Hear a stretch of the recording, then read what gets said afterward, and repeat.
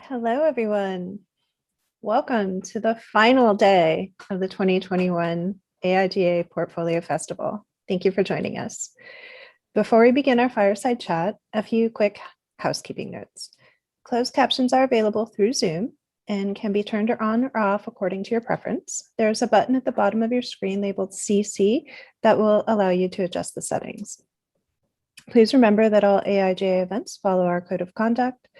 This session is being recorded and will be available for post-viewing events. And we are live streaming to our followers on Facebook and LinkedIn. And now, it is my pleasure to welcome Bennie Johnson, AIGA's Executive Director, and today's guest, Doug Powell, Vice President of Design at IBM. Thank you, Amy. And welcome everyone to our Friday morning or Friday afternoon, wherever you are in the world, fireside chat today to close out our 2021 AIGA Design Portfolio Festival. This is a truly special opportunity for our fireside chat today. I am delighted to be joined by and welcome award-winning designer, AIGA Minnesota Design Fellow, lecturer, thought leader, and really design community catalyst, Doug Powell, Vice President of Design for IBM. Welcome, Doug.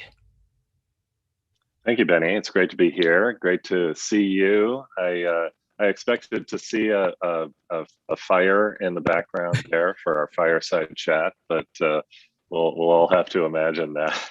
We'll have to imagine it. It's a conversation with a little digital spark. And since I'm based in DC and it is the summer, you know, DC is all a fire in the summer. It's 90 plus. A fire. So we'll have fun. But I'm really looking forward to our conversation today to talk not only about your journey, but also IBM's journey in the design profession at large. I want to start off with a question that's a little different. Just to ask, you know, we talked about the accolades, Doug. You've had an amazing career as a designer, as a fellow, as an award recipient, and have done some incredible work over the years. I'd ask this question for you. When did you first realize you were a designer? When did you first, realize you're a designer, and when did you first feel like you were accepted as a professional?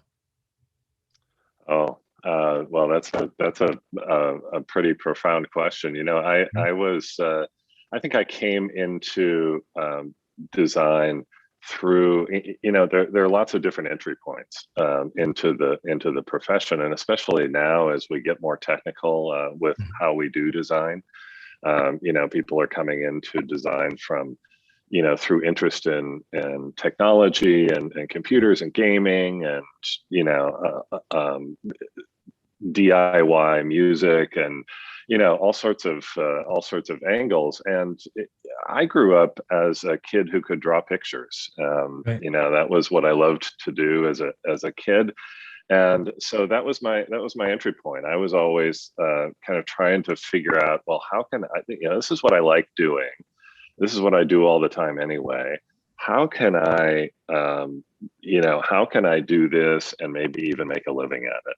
And at that time, it was, the notion of design and the term design, graphic design was just barely beginning to kind of take form. I mean, this was in the 80s when I was in, high school and college, and at that time, the term commercial art was more kind of common than design. So that was the checkbox that I would always find on the surveys, and that would always materialize for me. So I sort of saw it as how can I make a living as an artist? And shortly after college and getting into my career, that's when graphic design, this is the late 80s and moving into the early 90s, graphic design was really kind of, taking shape as a professional practice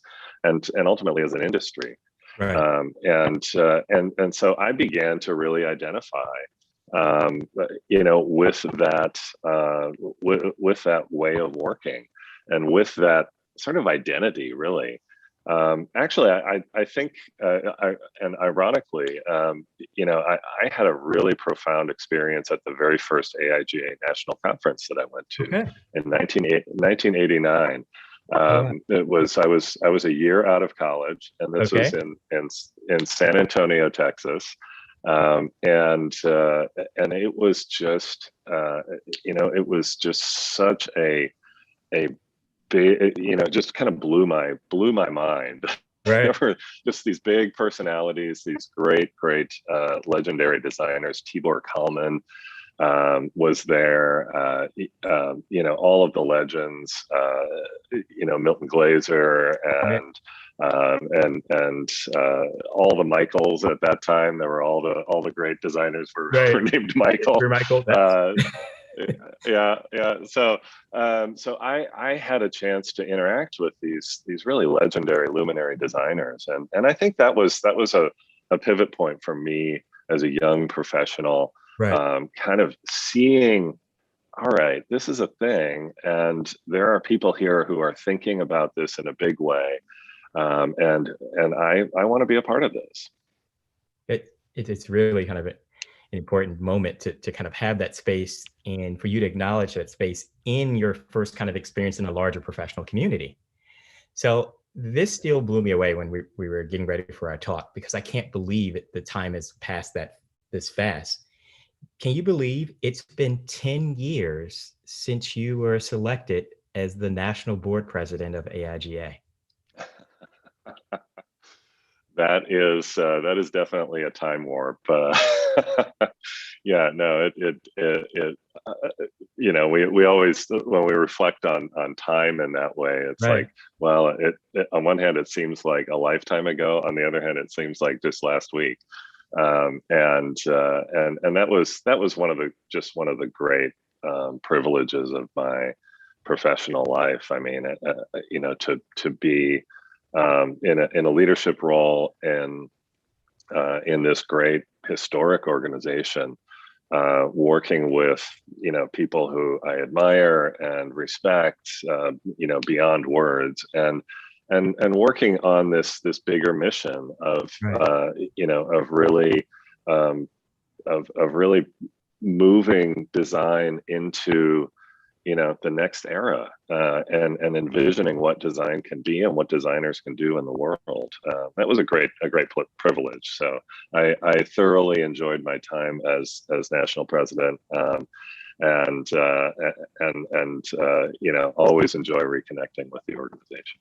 Yeah, some of the, when I started last year, some of the provocative stories about future and thinking about the organization all come from those times when you were leading at the helm, and some of the things we're working on that kind of have served as an inspiration for some of the things we're doing to look to the future today.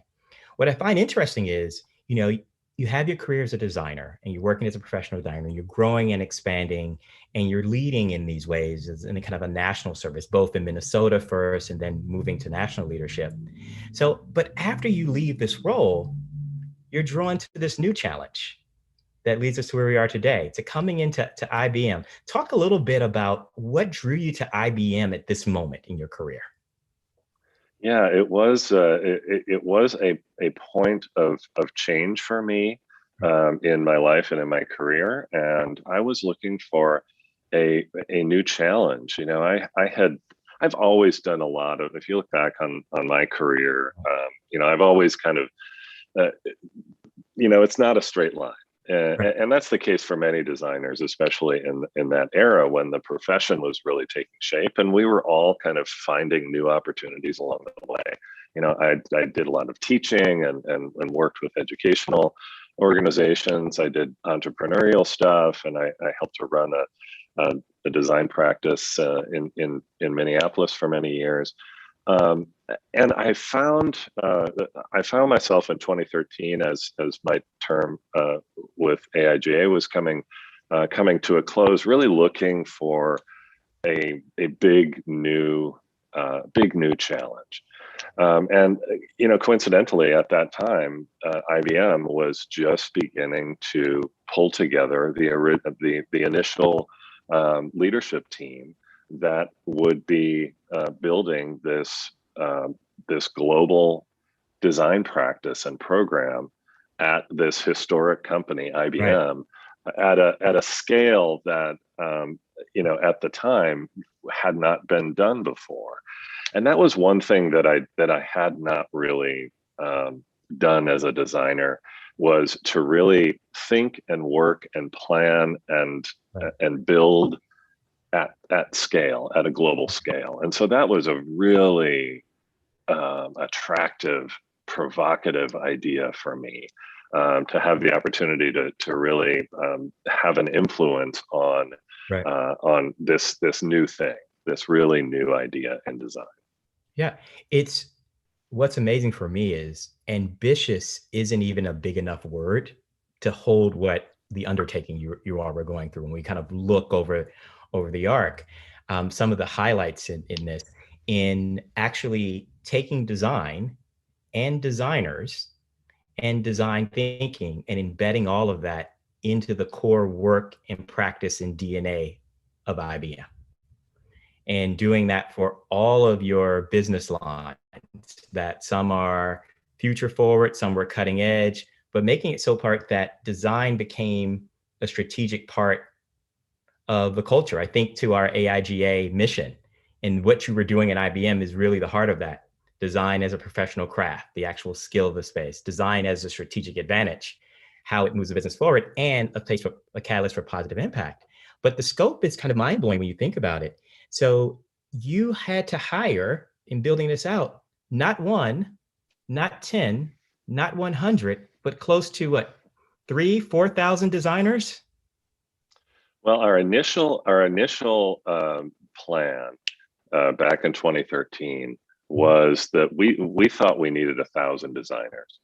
Right. That was kind of a thumb to the wind, back of the envelope number, based on some, at the time, just some kind of hypotheses around what number we needed to get to for design to really be on the radar in a company of, at that time, close to 400,000 people. Right. You have to be, we knew that we had to get to scale, right? And we thought that scale would be 1,000. And we gave ourselves 5 years to get there. That was kind of the initial plan, was we'll add roughly, 200, 250 designers every year for 5 years, and we'll get to this 1,000, designer level. And then we'll go from there. Well, we got to 1,000 much faster than that. In fact, we got to 1,000 just over 3 years. And then an interesting thing happened. We thought that we were going to kind of level out the plane and go into more of a steady state at that point. But what happened was those lines of business that you mentioned, where those designers were working now around the company, they began to see the value of having those designers in their business. Right. And so those businesses they picked up from there, and they began saying, we need more designers. And so that's how we went from 1,000 to 1,500 to 2,000. It was not a push, but a pull. And that was a really interesting sort of shift that happened over the course of this history. We're now at 3,000 designers globally across the company, and embedded in virtually every part of IBM. All of our product businesses, our huge consulting business, our corporate offices like our HR office and our finance and operations, these places where we didn't even think that design would have a place back in 2013. Those parts of the business have been so enamored with the power and the value of design that they have invested in it pretty powerfully. One of the things that I admire when I check in on you and see how things are going, and we we get the listing of the discussion of Doug Powell at IBM, you've been noted as a distinguished design leader within the organization, elevated as a distinguished executive, as you said, of a major storied technology company. But one thing that always carries through in every description is you as the kind of leader of a design community. And it makes me smile because I think about your presence in AIGA and how you really kind of transported that notion of community within design within IBM, having your designers, people with the same background and skills spread throughout the organization. How do you bring people together for kind of a common space? And so it's always noted that every time there's a listing, it refers to you in that capacity. And I think we've had meetings, and if I'm having a conversation with IBM, before 2 seconds, Doug's name is mentioned or you're in the meeting as well. And it's a really great connection point. So would love to talk a bit about how you've experienced being a leader of this function that you've successfully embedded throughout the organization. Yeah, I think this notion of being a design leader, so being a leader as a designer, right, is actually it's kind of a new idea. I mean, if we look back, certainly to the beginning of my career, there weren't executive design leaders in big global companies at that time. It's really just in the last decade or so where we've seen this proliferation now, and now a real movement and just a scaled investment across the industry in executive leadership. And so, I think a lot about what that means. Partly because for those of us in these executive design leadership roles at this moment in time, hardly any of us, myself included, have been trained to do what we're actually doing. Right. We've had to, because we're kind of at the front edge of this first generation of designers moving through their career and into these executive leadership roles, we've really had to figure it out along the way and learn on the job. And so that's an important aspect of this. Now, that's not a judgment. There's a lot of goodness to that, and right. But what I find, and in myself and in my peers and at IBM and in other parts of the industry, is that there's a tendency for us to feel like we need to relegate our design skills and superpowers, if you will, right, as we move into these new roles of leadership. right. And it's sort of this assumption that, oh, now I'm running this organization and I have people, I'm a manager and I'm responsible and I'm accountable for these, business deliverables and so on. I can't be a designer No. and do that job. And I think that's a mistake. And I really work on it with myself and when I'm working with other leaders to say, wait a second, what is it that you do and have always done really well? What are those qualities and those skills that you have that have made you successful throughout your career? Right. Why would you leave those behind at this point? Exactly. Rather let's really identify those skills. Skills of visualization, of prototyping, of curiosity, of being able to understand Right. an audience and a user in a very human way. These are really important and unique skills that we have, Right. and they can be a part of us being great leaders when we get to that point in our career. I couldn't agree more. And we've seen this in our own research that we've done recently with our design POV study. It even reflects in in some of the research in the case study that's happening. And I'll let our audience know that the work that Doug is talking about over the last 8 to 10 years has been highlighted in a new Harvard Business School case study that comes out that talks about this space.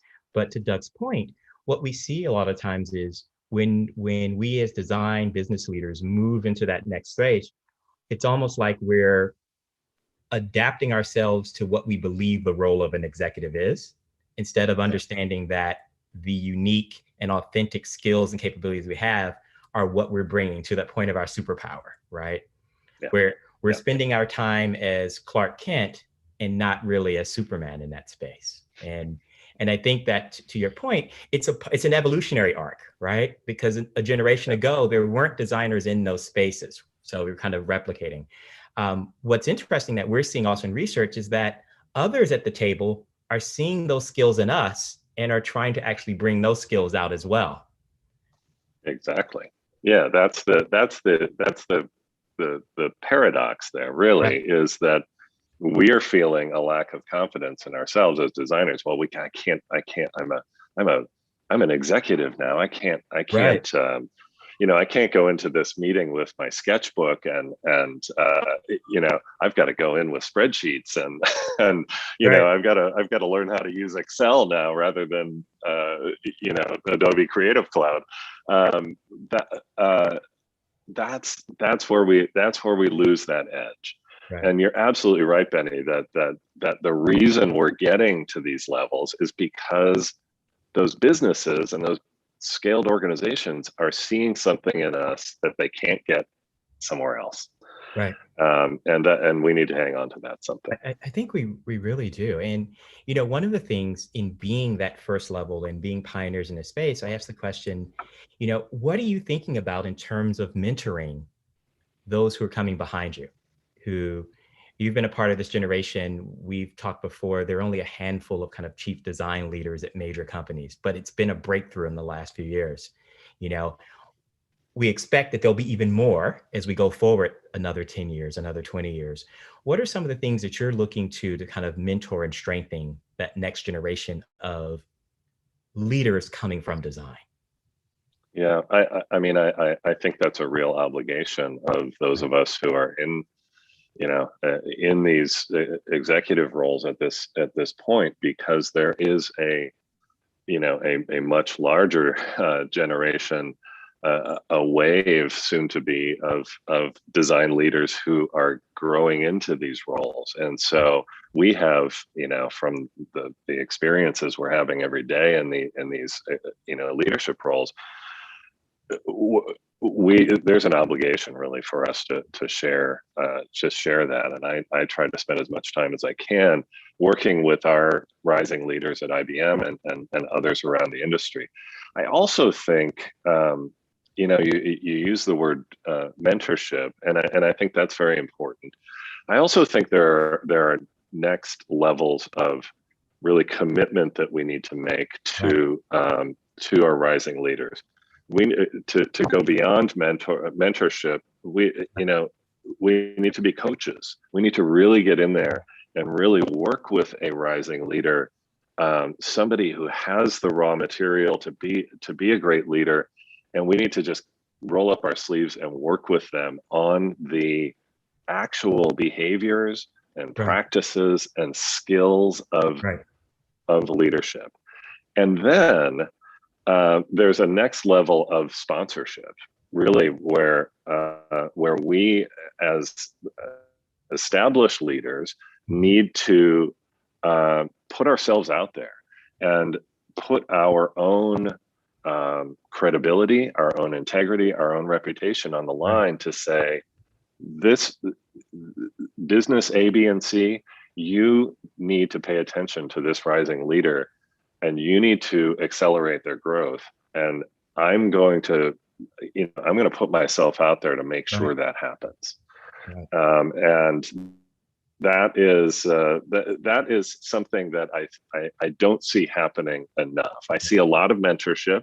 I see some coaching. I don't see enough sponsorship. It's really kind of, if I think of this as it says braided web that makes a tight structure, kind of a cable in a bridge that has that in there. where mentorship should be an ongoing part of it. And as you said, that's kind of the base level.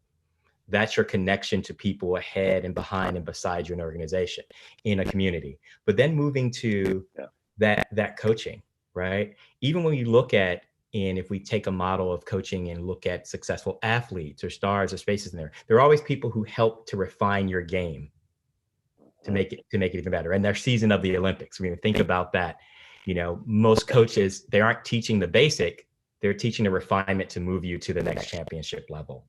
And then to move into this notion of executive sponsorship. You know, how do we take an idea or a project or a rising individual and help move them forward? And I think the last piece that you have is a really professional advocacy. Like, I'm really to vouch for this. I have opened up the door, we have a seat in there, and to create these pathways. Because the thing is, we've talked about this notion of being at the table. It's not enough to just get to the table. You need to be equipped, confident, prepared, and ready to contribute and lead, right? And those things help to build you in that way. You know, we see in our conversations that we think that's, as we grow as a professional association, these are areas for additional growth. Now, you know, one of the things that's interesting, Doug, is a lot of the lessons that you have, we're talking about at scale, right? And most people will not have the global scale of IBM. We may have the global ambition, but we won't have the global scale. But I think there's some really valuable lessons that I think you've kind of identified.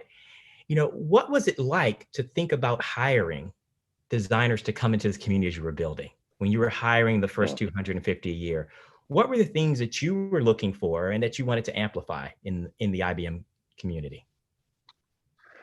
Yeah, it's a great question, and I think perhaps a bit of a surprising answer. What we needed, you know, the skills and the quality of work, quite frankly, are table stakes. You know, that is the minimum, you know, bar of entry. What we really need at IBM is a designer who understands how to work in a cross-functional team environment. And that is the sort of atomic unit of our company. And by cross-functional, what I mean is that a designer will be embedded in a team with other designers having different specializations, with software developers, with product managers, with marketers, other subject matter experts in a part of the business. And the dynamics of that cross-functional team are super, super important. And so we have always been, and especially in those early days, looking for designers who have great skills as a designer, great, you know, the ability to generate great design outcomes, and to be able to work in that cross-functional team collaborative environment in a really, really positive way. Conversely, we have our antenna up for that designer who is the Lone Ranger, you know, the rock star, the one who, you know, is who you know, comes in with the moxie and the ego and the, you know, the swagger. That's a designer who is going to do great things in their career. I'm certain they're going to win lots of awards. They're going to have lots of success, but they're probably not going to do well at IBM because they need to really, you know, they need to really notch down that ego in order to fit into that important, complex team, cross-functional team environment. Right. I mean, when you think about the complexity of some of the work that you're doing at IBM, we were talking about it. I think about IBM doing some of the first work with a commercial digital blockchain space and coming in and at the time in which there weren't many jobs that were hiring for someone who was interested in blockchain, right? And as a designer, you see this and getting thrown into the deep end on things that are in AI or technology driven spaces in there. IBM really does create a kind of strong learning space in there. What have you done, or what do you do to help designers through what could be a really dynamic and interested and varied career path? Right. So a designer comes Well, in and they're part of that team, but then the world, mhm, you're creating things that didn't exist 18 months after their hire. How do yeah, you yeah. help to mentor and prep? Well, one of the things that we needed to do right out of the gate in 2012 and 2013, as the program was in its infancy, really, was to build a career framework for a designer at IBM Right. that stretched from essentially from a university intern into those early careers, early years of their career, right out of whatever academic program they were in, through those middle years where they're beginning to step into some new leadership roles, Right. all the way up to the very senior level and ultimately the executive levels of the company. And so we constructed a designer career path that maps that entire journey. Okay. Right. And that has been a very important, it's not a very sexy thing. It's, Right. you talked about, oh, you built essentially an HR system for designers at this big company, big deal, right? But in fact, when we're talking to a designer who's interested in coming over to join our team, and we can talk to them as a 25-year-old designer, relatively early in their career, and we can say, look, you can have, if you choose Right. to, you can have a long career at this company, and it can grow into, potentially into, the executive levels. That becomes a really interesting and compelling Right. conversation for that young designer. So that's been something that we've worked very hard on and built a very well articulated career framework for the designer at IBM. And I think that's incredibly important. And we talk about it not being sexy, but it's critically important. And in the design sense, you're wayfinding and waymaking for people, because now you know that you have an organization that has a viewpoint of where tomorrow could be with that. It also can help you as you determine how long you stay with IBM or you go someplace else. And I know with friends and colleagues at IBM, one of the things that you have as a space of employee, having Boomerang Employees is a big part of the IBM culture. Being a part of IBM, leaving, and then coming back and contributing, learning and growing, and having that kind of framework is helpful.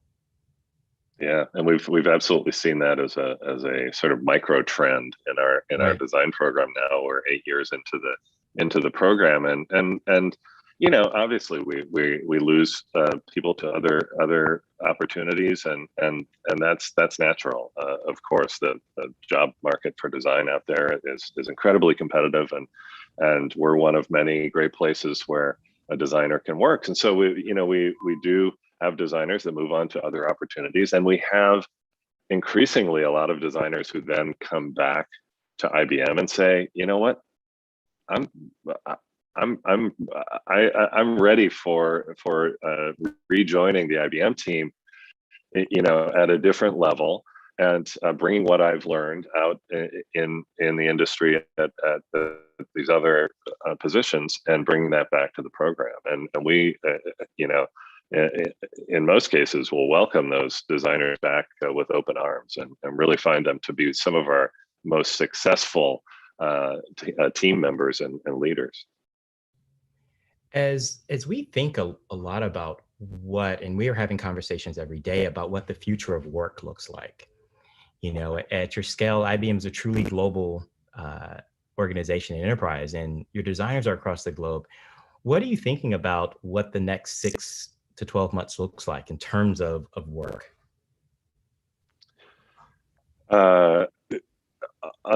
Uncertain, and at the very best, some sort of a hybrid arrangement. We are, as you say, we're a global company, and even in the U.S. or in North America, regionally, the situation with the pandemic is very different, and the restrictions and the guidance, on the municipal level is very different. So we're trying to track that and understand what even the opportunities are for a design team in Austin, Texas versus a design team in central Germany or in Shanghai. And so that's a a wildly complex thing to kind of understand. I think that as we get hopefully in the next 6 to 12 months, as we get back to the new normal, we are definitely going to have some sort of a hybrid situation where individuals and teams will have a lot more flexibility to determine, how they operate on a daily, weekly basis in regards to, being in a studio space, a physical workspace versus working remotely. That's almost certainly going to just continue to be a hybrid, blended situation of some sort. So as we also look to the future, I'd love to ask this question as well. What gets you excited and hopeful about the future? Well, I see designers. We were talking about designers moving into leadership roles, design leadership roles. I see an opportunity and a future where designers will be launching successful companies and leading successful companies. I see designers who will move not just into design leadership roles in big companies, but into business leadership roles. We're starting to see some hints of that in some companies. You look at a company like Airbnb, wildly successful company that was started by designers coming out of RISD. We're starting to see design corporate executives, business executives. I'm thinking of someone like Jim Hackett, who was the former CEO at the Ford Motor Company, who is a dyed-in-the-wool design thinker. He previously was at Steelcase for many years, so he had a very deeply infused belief and understanding of design as a driver of business when he stepped into his role as CEO at Ford. That's a really exciting thing to me. So that's what excites me as we continue to penetrate these big companies at deeper and deeper levels.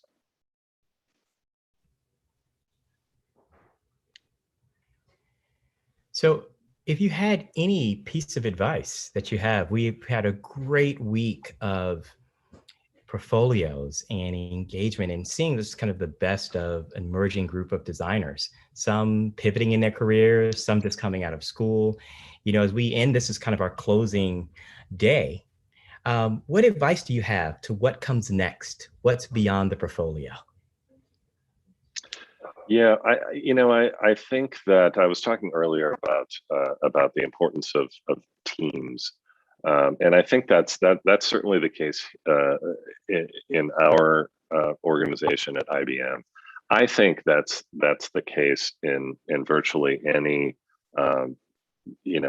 enterprise level design organization anywhere in the industry right now. That you as a designer are going to, on day one, be placed into a team environment that you are going to need to you're going to need to deliver in that environment. You're going to need to function and thrive in that collaborative, cross-functional team environment. Now, here's the problem, and the thing that I worry about, Benny. It's that when you look at our academic design programs, they are, by and large, emphasize the individual experience. You go through an academic design program as an individual student. You're working on projects as an individual. You're being evaluated, graded. You get your diploma or whatever certificate as an individual. And I see too many students who go through really great, highly regarded academic programs and never have the experience of being in a team. And that is a fatal flaw, I think, of academic design programs, right now. And I think that can be corrected. And so my advice to designers, whether they're in a career pivot mode, deeper in their career, or they're in, they're approaching graduation of an academic program, is find a way to put yourself in that collaborative team type environment. And it's going to be hard. It's going to require a lot of new skills that you're going to have to work and hone. But boy, if you're coming into interviewing for an opportunity at IBM, I guarantee you those people who are reviewing you, who are interviewing you, are, whether they're asking this explicitly or not, they are thinking, how well is this designer, this candidate going to function in my team if I were to hire them? And if you, as a candidate, and as you're building your portfolio, you can say, look, I've done that. I've worked in a team environment. Here's some of the work that I've done. Here was my role in this team. Boy, right. that can create a very powerful and positive story for you to tell as a Right. as a designer applying for a potential role in a big company. Right. And Doug, you're speaking going beyond the kind of standard group project in a course. This is a more kind of all-in collaboration. So yeah, oftentimes we'll see, there might be a group project in a design course. What we see though is that designers those students are given the opportunity to go out and choose their teammates, and right. and so they go and they find their friends, right? They find the people that they already know, that they trust, and so they don't have to solve a lot of that tough stuff that you do when you join a team. You're the new person on the team. You don't know anybody. You don't trust them. They don't trust you, and you have to build that trust. Right. And you have to find ways to do great work together. And it's tough. It's really, really hard, and it requires a lot of soft skills that we don't talk about. We don't teach right. In school.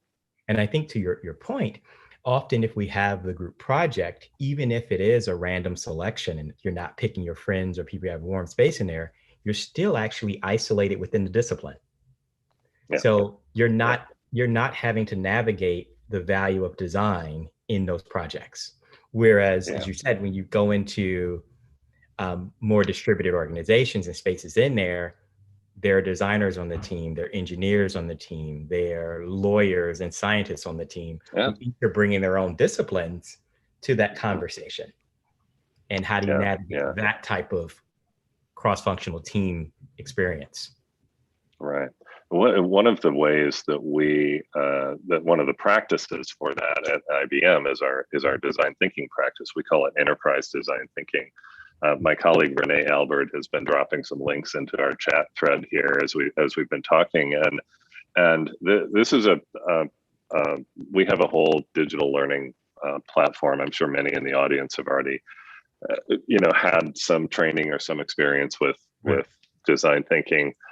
But it is a great, at the core of our practice of design thinking is that collaborative dynamic, and that cross-functional,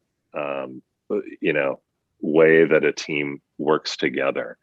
And so if you're interested in that, you can check out our resources around design thinking. It's all free and open and available to anyone to check out and to go through some of the coursework. And ultimately, if interested, you can earn a badge as an IBM Enterprise Design Thinker.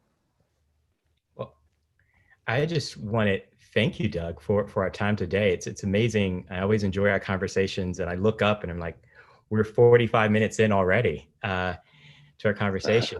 Thank you for taking the time today to share with us and to really leave us, with some great insights as to how we navigate a career, how we think about growth, how we think about our next generation of leadership, and those things, and being intentional with that. Everyone, I'd like to thank you. I'm conscious of the time. We're getting ready for our final run of portfolios today.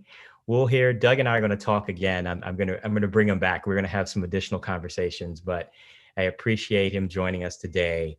Doug Powell, leader, thought leader, champion of design, and leader of community. Thank you once again for joining me for this fireside chat. And thank you for your service to AIGA.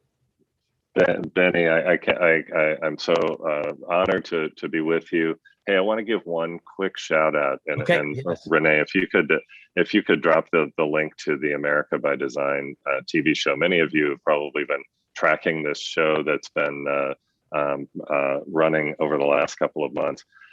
We've been very involved in it. It's called America by Design. It's a syndicated 30-minute TV show.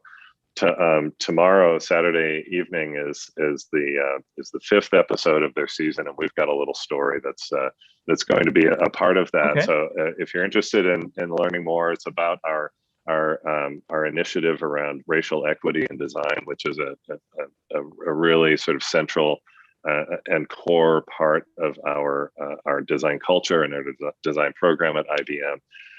Check it out. It's the episodes are all available, and we've had a great presence on that show. So as have many of our peer companies in the industry, lots of familiar faces on this show. So excellent. Anyway, Benny, it's such a great conversation as always, and thank you again for having me. Thank you for having it, and we'll be sure to share that out as well. So once again, this has been our Fireside Chat series. Look forward to our next conversation. Thank you all.